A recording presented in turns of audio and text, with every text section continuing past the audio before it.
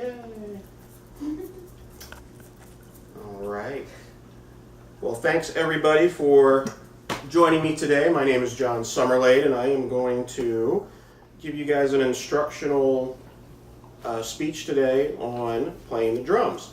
A lot of people feel that playing the drums is really hard to do, and so they're kind of intimidated by it. But I think if I break down the mechanics of playing the drums, you'll see that maybe it's not that intimidating, and it might be something that you might want to try. I've been a drummer since I was 7 years old, and I performed with several professional groups, as well as given some instructions, private lessons as well.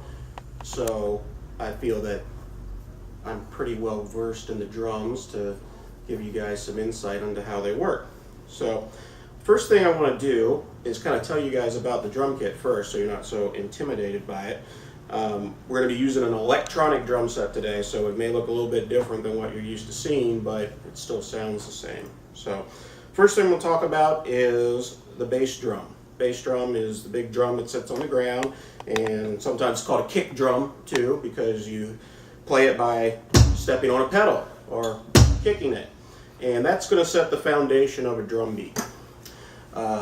The next thing we have is the next important drum would be the snare drum, which is usually the drum that's right in front of the drummer, and when you hit it, it has that, you hear that hissy sound. That's because it has little metal wires underneath it, and they're called snares, and every time you hit the drum it causes that to vibrate, so that's what gets that sound and separate from the low sound of the bass drum, and you get that impact of the snare.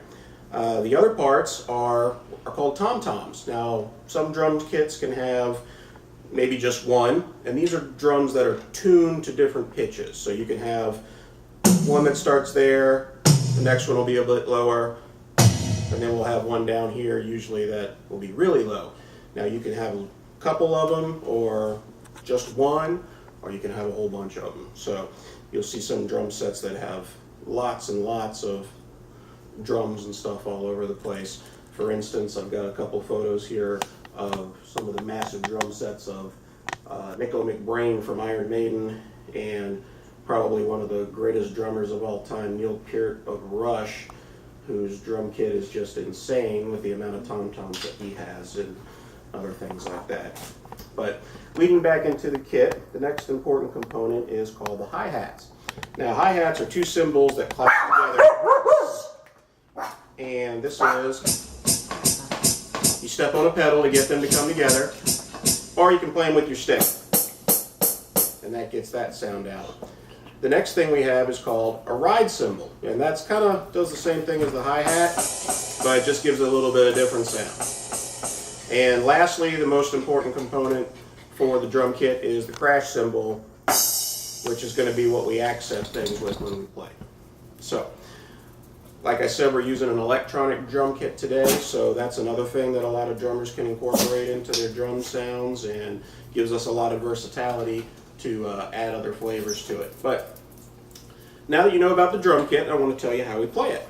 And basically, as I explained the hi-hat before, we have that, kind of keeps the tempo straight for the drummer. It's almost like a metronome, which can keep the tempo. And the bass drum is the foundation of the drum beat, and the snare drum is what's called the backbeat.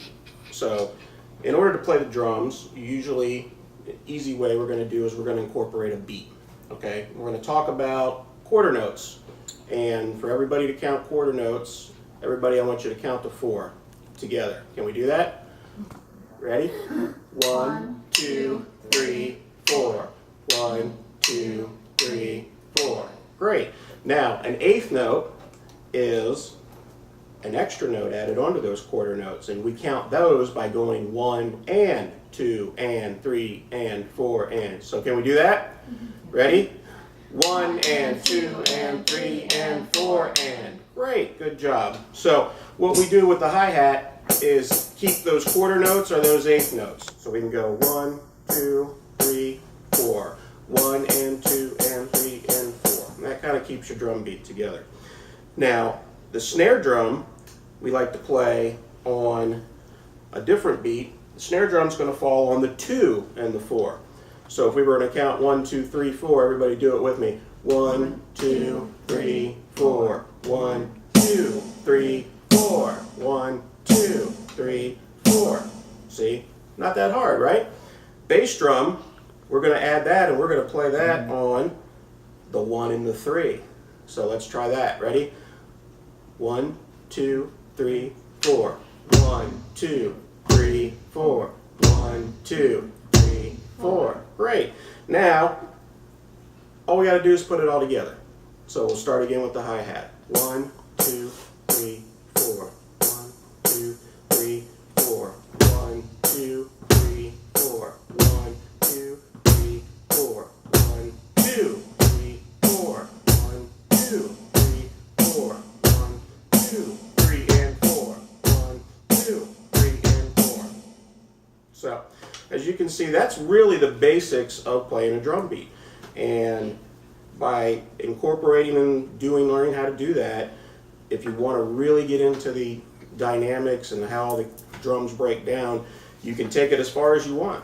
But if you want to be able just to play a basic beat, I hope that you guys are able to watch this and go maybe not feel so intimidated by playing the drums and thinking that it's something that's really hard to do.